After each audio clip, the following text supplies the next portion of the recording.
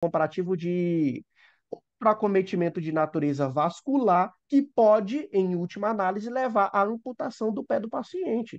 A gente falar um pouco sobre a doença arterial obstrutiva periférica, ou também chamada de DAP, doença arterial periférica, ou DAOP, doença arterial obstrutiva periférica.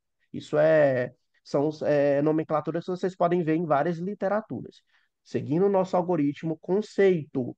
A doença, aí importante que eu falei para vocês sobre a DAOP, não pode sair daqui, não pode sair sobre esse tema, não pode ir para a prova sem saber as classificações de Fontaine e as classificações de Rutherford.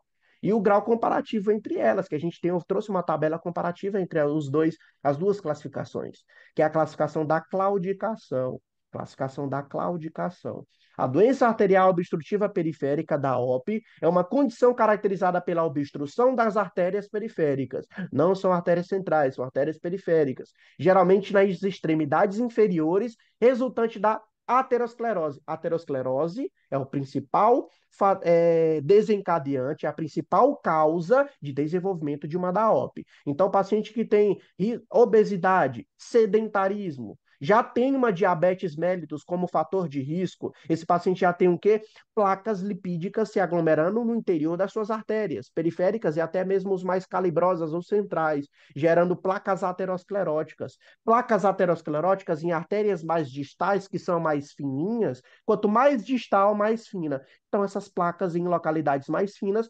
facilitam a obstrução. Se tem obstrução por conta da presença dessas placas gordurosas, geram o quê? Obstrução da circulação arterial, impedimento sanguíneo e vascular daquele membro, interrupção vascular. Gera o quê? Gangrena, necrose, ulcerações associadas. Então, por isso que faz um pouco de diagnóstico diferencial na via vascular com o pé diabético. Então, continuando lá, essa obstrução compromete o fluxo sanguíneo, levando a sintomas isquêmicos e aumentando riscos de complicações, como infecções e, infelizmente, em última análise, o processo de amputação. Eu quero falar para vocês sobre o processo de claudicação. Quando fala a palavra claudicar, claudicar, claudicar, você pode pensar logo em DAOP, em algo arterial. Não é a mesma coisa de insuficiência venosa aguda ou crônica. Lá são veias, aqui são artérias, Tá DAOP. chamando aí. Então é importante. Ixi, alguém está chamando aí. Cuidado com o áudio, tá, pessoal? Então, pois bem. Então é importante a gente saber sobre esses conceitos. Tanto é que eu vou falar de claudicação daqui a pouco. A claudicação, posso até antecipar para vocês, é como se fosse uma angina. Não tem angina pectoris, causada por um processo isquêmico, por exemplo, gera uma dolorosidade torácica. Certo? Certo que é uma das síndromes torácicas. A claudicação é como se fosse uma angina, só que a nível principalmente de gastrocnêmios, pegando os músculos gêmeos ali da panturrilha. Então, a claudicação é uma dolorosidade pela obstrução arterial, principalmente quando o paciente está deambulando. Isso é claudicar. É uma dor por conta de um processo isquêmico ou obstrutivo gerado pela DAOP. Isso é claudicar, certo? Causas principais. A principal causa que vocês têm que saber é a aterosclerose, a causa mais comum de DAOP. Mas pode ser por uma embolia, formação de coágulo que se deslocou e gerou uma obstrução periférica lá na perna. A trombose, que é uma formação de um trombo na localidade da própria obstrução, formação de um coágulo dentro da própria artéria já estreitada. Vasculite são processos inflamatórios nos vasos, inflamação dos vasos sanguíneos que podem levar à obstrução. Quando inflama-se, gera um conjunto de cascatas que geram um processo obstrutivo naquela localidade inflamada. Isso gera uma interrupção do fluxo e pode levar a uma DAOP. Fatores de risco para DAOP: idade avançada, diabetes mellitus, hipertensão arterial sistêmica, dislipidemia, que vai levar a essa aterosclerose como a nossa causa comum de DAOP, tabagismo, um dos principais fatores de riscos modificáveis. Tanto é que nas intervenções de medidas gerais, a parada tabágica ela é fundamental para a gente ter melhores resultados futuros e melhor prognóstico para esse paciente. Lembra-se do tabagismo. É muito importante a cessação tabágica. Sedentarismo, histórico familiar são todos fatores de riscos. Manifestações clínicas. Aí temos a nossa claudicação intermitente, que é o que, Michel? Nunca entendi o que é a claudicação. É essa dor por conta de um processo obstrutivo vascular arterial. Não é uma. Mas, Michel, pode gerar claudicação por uma causa venosa? Pode. Mas quando a gente fala o termo claudicação intermitente, a literatura ela é clara, já é para a gente pensar logo em DAOP. É uma dor ou desconforto nos músculos das pernas durante atividades físicas, aliviado pelo repouso. Michel, mas eu já ouvi falar que tem claudicação ao repouso. Tem. É por isso que eu vou trazer para vocês a classificação de Fontaine, que tem uma dor claudicante em repouso, que já é um caso mais grave. Poxa, o cara está doendo a perna mesmo em repouso. O processo de obstrução arterial dele é muito grave, levando até mesmo processos de isquemias críticas.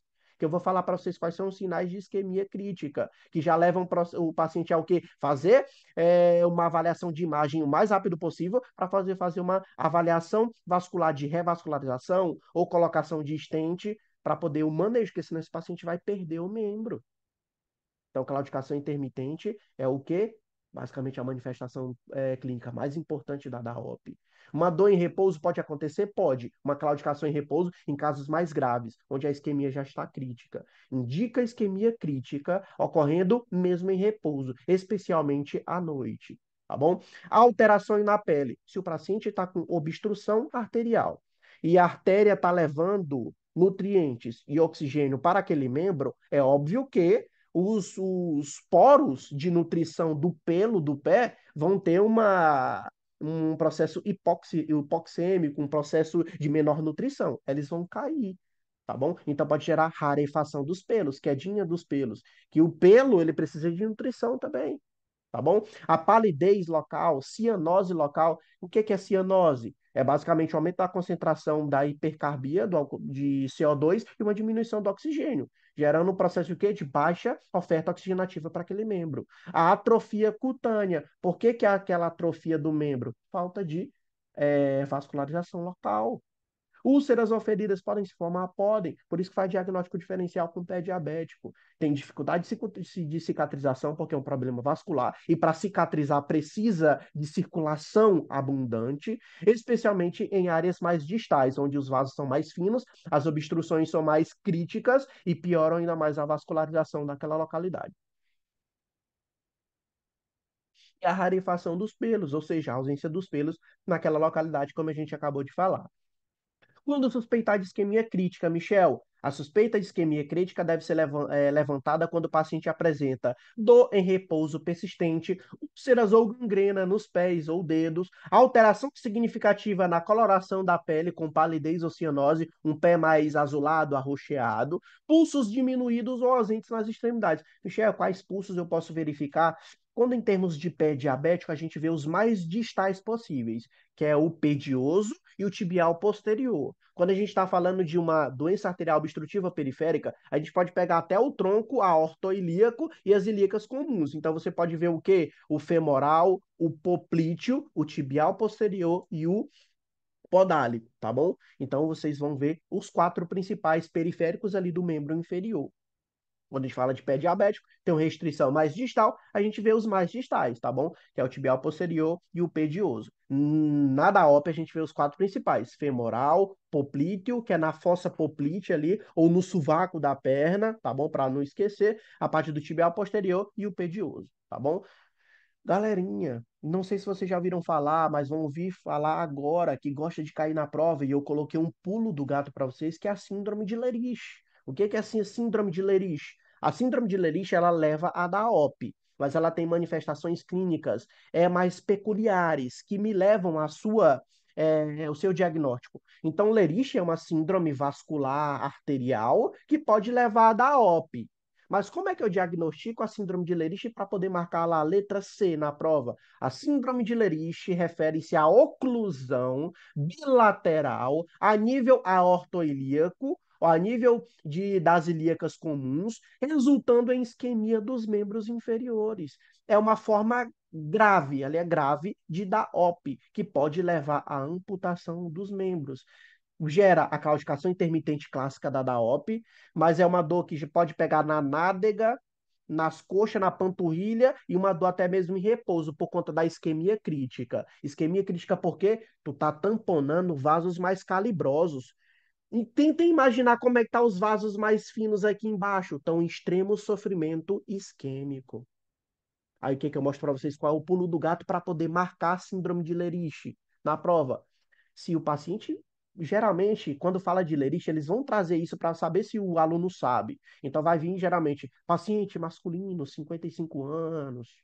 Aí se você vê que esse paciente já tem histórico de disfunção erétil, uma dor intensa, maior em uma perna do que na outra, pulsos periféricos reduzidos. E essas manifestações da claudicação clássica da DAOP, Lerich.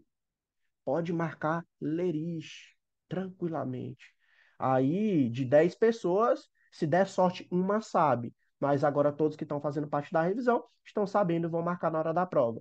Então, pessoal, basicamente eu estou demonstrando aqui uma imagem para vocês verificarem nas setinhas os pontos de obstrução. A gente consegue perceber uma falha de enchimento nessas localidades, mostrando os pontos de oclusão da síndrome de Lerich de forma bilateral. Tá bom? Tranquilo?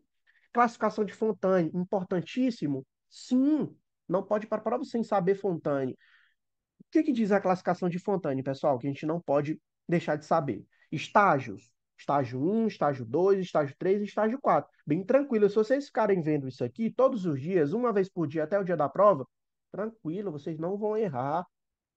Porque vai vir bonitinho, no caso clínico da prova, a descrição de Fontane para vocês marcarem qual é o estágio, a classificação lá nas alternativas. O estágio 1 de Fontane é um paciente que tem DAOP, mas é assintomático. Ele não tem sintomas de claudicação. É um paciente que não apresenta sintomas, mas pode ter evidência de doença arterial em exames complementares. Ou seja, exames complementares como o Doppler já verificou alguns pontos ali de falha de enchimento, alguns pontos de processo obstrutivo, mas é uma obstrução parcial, ainda está passando fluxo. Esse paciente não tem manifestações claudicantes. Ele é assintomático, tranquilo. O estágio 2, o estágio 2 tem o 2A e o 2B. Do estágio 2, o paciente já apresenta dor claudicante, a claudicação intermitente, só que o 2A é uma claudicação em distâncias maiores do que 200 metros. Ele só vai ter uma dor claudicante depois de 200 metros de caminhada ou de marcha. Eu digo, é a dor limitante, é uma dor que limita. O 2B é uma claudicação em distâncias menores que 200 metros. É uma dor que já é incapacita. Então, a estágio 2 de Fontaine, claudicação existente. 2A, claudicação depois de 200 metros. 2B, claudicação antes de 200 metros. 2A, claudicação depois de 200 metros. É uma claudicação limitante. Limita as atividades diárias, mas não incapacita. A 2B, uma dor claudicante menos de 200 metros que incapacita. Poxa, 200 metros não dá um quarteirão. Basicamente, o paciente já tem incapacidades bem significativas que afetam a qualidade de vida dele. Estágio 3, isquemia crítica. Mostrei uma tabelinha para vocês sobre como eu penso que existe isquemia crítica. Já aquelas alterações de Fandero, já a rarefação de pelos, já é o quê? A presença de uma claudicação persistente que não passa nem com repouso. Grau 3, estágio 3 de Fontane, isquemia crítica. Dor em repouso, geralmente localizada nos pés ou nos dedos, que geralmente é aliviada ao posicionar os membros inferiores em posição dependente, ou seja, tenta colocar uma posição antálgica para poder melhorar esse retorno arterial, essa circulação, utilizando meias elásticas, fazendo massagem na perna. O paciente grau 3 já tem isquemia crítica com dor em repouso e claudicação persistente. Não é nem intermitente, é persistente.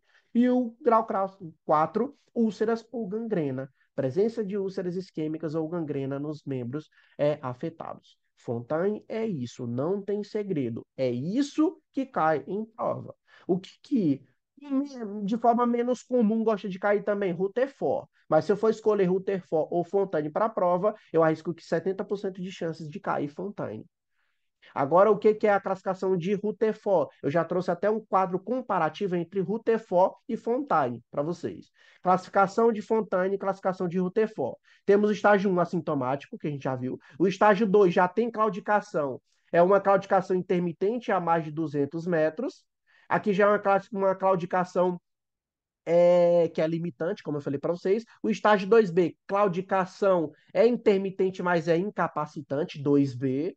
3 é uma dor isquêmica em repouso e a 4 lesões tróficas ou presença de gangrenas ou úlceras. O TFO, categoria 0, assintomático. Categoria 1, claudicação leve. 2, claudicação moderada. 3, claudicação severa. 4, dor em repouso. 5, lesão trófica pequena. E 6, processo de necrose extensa. Essa classificação de UTFO ela é um pouco mais subjetiva. Como é que eu vou saber que é leve ou é moderada para o paciente, já que a dor, temos aquelas escalas de dor. Qual é a dor pior da vida? De 0 a 10, mas é um pouco subjetivo. Fontane é um pouco mais objetivo, é por isso que ela tende a cair mais em provas. Mas só que a gente não pode tirar os méritos de Rutherford e ver com essa classificação também para poder facilitar a nossa, digamos, interpretação clínica de um paciente com DAOP. Beleza? Tranquilo? Se for para escolher uma, Fontaine. Mas aprendam as duas, aprendam. Tranquilo? Beleza? Show. Vamos continuar.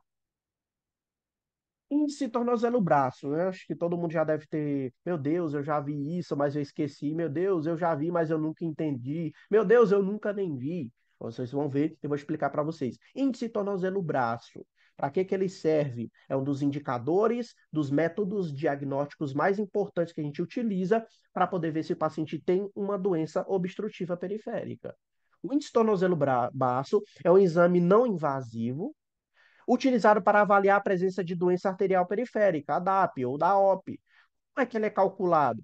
Você vai tirar a pressão arterial de um braço esquerdo, pressão arterial do braço direito, a pressão arterial do membro inferior esquerdo, membro inferior direito. Você vai ter 4 aferições. O ITB é obtido dividindo a pressão arterial sistólica do tornozelo pela pressão arterial sistólica do braço. Ah, Michel, mas como é que eu faço isso? Eu não faço. Eu vou mostrar um desenho para vocês. Calma.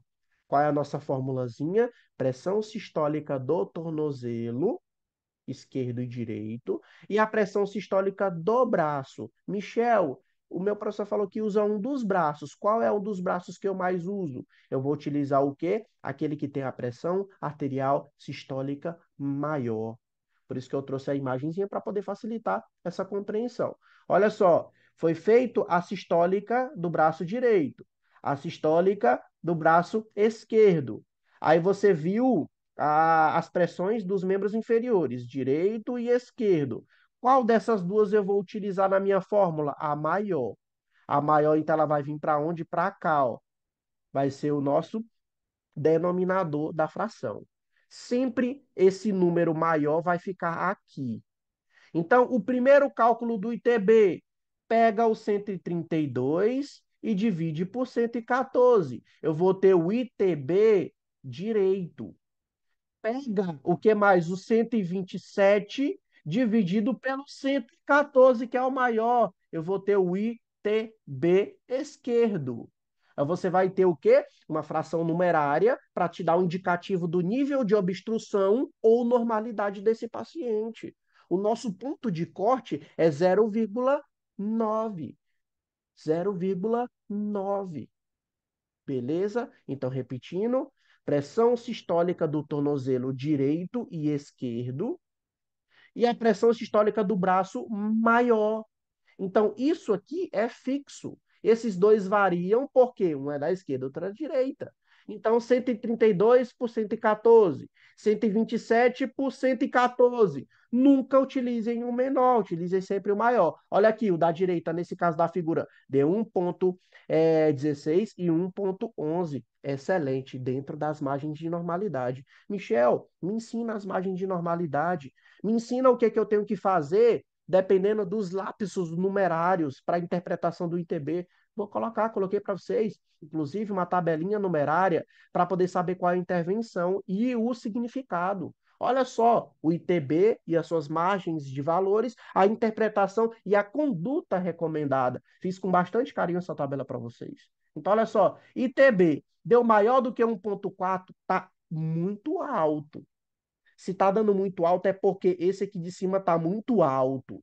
Se esse aqui de cima está muito alto, é porque o cara já está pegando uma obstrução a nível de calcificação na artéria. Não é nem uma obstrução por a presença de uma placa de ateroma. Essa ateroma já está calcificado, já obstruiu de forma completa. Então, ITB alto, alto, alto, alto, indicativo de uma hiperemia local ou uma calcificação arterial local. Qual é a conduta? Avaliação adicional, considerar a ultrassonografia com Doppler, para poder saber a gravidade da obstrução dessa artéria. ITB entre 1 e 1,4, normal.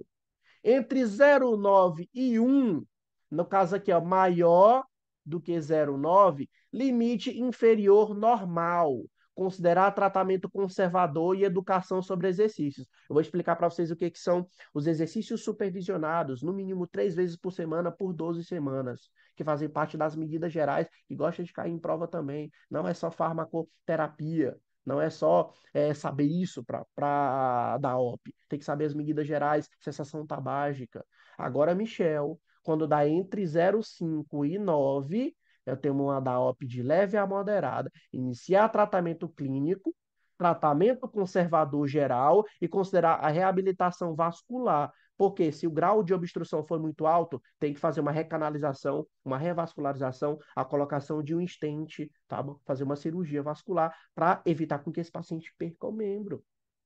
Agora, menor do que 0,5 vai cair naquilo que a gente está falando algumas vezes, isquemia crítica. Isquemia crítica, já pegando o paciente com Fontane 3, isquemia crítica, encaminhamento para avaliação cirúrgica, considerar angioplastia ou cirurgia de revascularização. Quem vai fazer essa consideração ou avaliação? O cirurgião vascular. Isso já não é nós. Não é nós. Já não. Como é que eu vai cair na prova? Eu vou fazer angioplastia ou revascularização? Não vai cair isso na prova. Tá bom? A gente está sendo formado médicos generalistas. Esse tipo de reavaliação é a nível de cirurgião vascular. Então, essa tabelinha aqui, guardem com muita cautela, olhem ela todos os dias e não se esqueçam dela, porque gosta de cair em provas. Beleza? Só não esqueça, pelo amor de Deus. Ah, Michel, eu não quero ver isso aí, não. Acho que não vai cair. Pelo menos coloque o 0,9 como ponto de corte. Menor ou igual a 0,9 da OP. Já tem processo obstrutivo significativo nesse paciente. Métodos diagnósticos, anamnese e exame físico. Avaliação dos sintomas, como a claudicação. A dor está em repouso, para saber se ele já está em Fontane 3, com isquemia crítica. Claudicação intermitente limitante ou incapacitante. Limitante 2A, incapacitante 2B e sinais de isquemia. Palpação dos pulsos periféricos, já pegam todos. Pega o femoral lá em cima, o poplíteo no terço medial da perna, o tibial posterior já lá embaixo, né, atrás ali do maléolo medial, e o dorsal do pé, que é o pedioso. Índice tornozelo-braço, que a gente acabou de ver. Medida da pressão arterial do tornozelo comparada à pressão braquial maior. ITB menor do que 0,9 sugere da OP. Simples assim. Ultrassonografia de Doppler, avaliação da hemodinâmica arterial. Quando eu faço uma ultrassonografia, eu vou fazer a avaliação do que? Da complacência daquela artéria, do fluxo sanguíneo passando por dentro daquela artéria, para poder saber a hemodinâmica daquela artéria e identificar se tem oclusão, estenose, presença de placas de ateroma ocluindo aquela artéria. Angiografia, grafei de amarelo, considerada o padrão ouro para a visualização direta das artérias. Angiografia pode ser realizada por angiografia convencional ou por técnicas menos invasivas, como a angiotomo, que é um pouquinho mais caro. A angiografia, que é como se fosse uma forma específica de radiologia arterial, ela é o nosso padrão ouro. E a ressonância magnética pode ser feita em casos um pouco mais selecionados, mas de preferência é feita a angiografia, porque a angiografia faz a delimitação anatômica, vai te mostrar o ponto de obstrução, o ponto que tem parada de enchimento do fluxo arterial, fazendo uma anatolocalização para o cirurgião vascular saber onde intervir com a revascularização ou com a presença de angioplastia, utilizando a colocação de um stent para alargar. Michel, sim, o stent não é só aqui no coração. O stent pode fazer nas artérias para poder aumentar o seu calibre e voltar o fluxo sanguíneo normal, perfundindo aquele membro, evitando com que ele seja amputado. Tratamento conservador. não cirúrgico, não invasivo, medidas gerais iniciais. O tratamento da DAOP deve ser o quê? Individualizado, considerando a gravidade da doença, os sintomas e as comorbidades do paciente. O paciente é obeso, sedentário, diabético, hipertenso e tem DAOP, opa, já são medidas intervencionistas um pouco mais avantajadas, um pouco mais complexas, individualizadas. O paciente só tem uma DAOP e não tem diabetes, não é hipertenso, papapá, já tem uma observação, um tratamento conservador individualizado para aquele paciente. As abordagens incluem medidas gerais, tratamento farmacológico e intervenção cirúrgica. Sempre faz cirurgia? Não.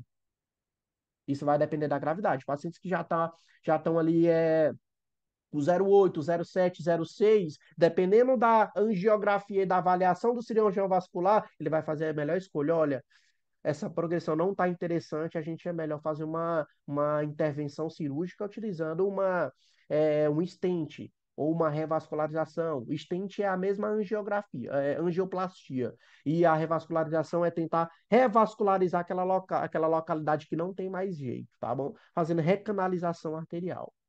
Vamos ver o que é cada uma delas. Medidas gerais. Mudança, modificação de estilo de vida, básico. Sensação tá baixa, importante demais. Parece coisa besta, mas cai na prova. Sensação tabágica, essencial para a progressão da doença. Dieta saudável, redução de gordura saturada e colesterol. Por quê? Nossa principal causa é a placas de ateromas, aquelas placas gordurosas apregadas no interior luminal da artéria. Exercícios físicos regulares, programas de reabilitação vascular são recomendados, certo? E o controle de comorbidade, óbvio. Controle hipertenso comórbido, controle da diabetes comórbido e controle dislipidêmico, com dislipidemiantes orais. Bom, então vai utilizar intervenção farmacológica para poder controlar as comorbidades, para poder ter melhor prognóstico da DAOP. Claudicação, como é que eu trato a claudicação em si? Exercícios físicos supervisionados, 3 vezes por semana durante 12 semanas. Isso aqui não é algo aleatório, que o clínico fala de boca para fora. Não, é porque estudos randomizados mostraram que exercícios físicos supervisionados, que não levam um alto grau de estresse, tem que ser supervisionado, leve, moderado, tranquilo. Esses estudos randomizados mostraram que 3 vezes por semana, por 12 semanas, desses exercícios melhoram a circulação local, facilitam com as intervenções intrínsecas da fisiologia, tente diminuir aquele grau de obstrução, fazendo com a fibrinólise, desfalecimento daquele trombo caia, melhorando a circulação. Cilostazol. Se for para falar, Michel, me fala um medicamento que tem 99% de chance de cair na prova quando a gente fala sobre DAOP. Cilostazol. O cilostazol é um inibidor da fosfodiesterase tipo 3 ou fosfodiesterase 3. Não é a mesma fosfodiesterase 5 que a gente vai ver já já na disfunção erétil. É a 3, tá bom? Ela facilita muito o quê? Ela tem um potencial anticoagulante e vasodilatador que melhora a circulação local. Então melhora o quê? A distância de marcha sem esse paciente sentir dor. Melhora a distância de marcha sem o paciente sentir dor. Dosagem 100 mg, 2 vezes ao dia, via oral. E a pentoxifilina também pode ser utilizado? Pode, que a gente melhora a microcirculação local, dosagem 400 mg, 3 vezes ao dia, via oral. Michel, eu ouvi o professor falando também sobre a AS clopidogrel, dupla antiagregação plaquetária. Pode cair na prova? Pode, se vocês marcarem, não está errado. Por quê? A literatura fala que diminui os riscos cerebrovasculares no paciente. Tem uma associação bacana em paciente com DAOP, utilizar a dupla antiagregação com a AS clopidogrel. Bom, tranquilo? Então, se cair na prova, não vai estar errado. Meu Deus, o Michel não falou. Estou falando. AS, clopidogrel, como dupla antiagregação plaquetária, diminui os riscos cerebrovasculares nesse paciente que já é comórbido, tá bom? Não necessariamente na DAOP em si, mas nas comorbidades que podem piorar essa DAOP, tá bom?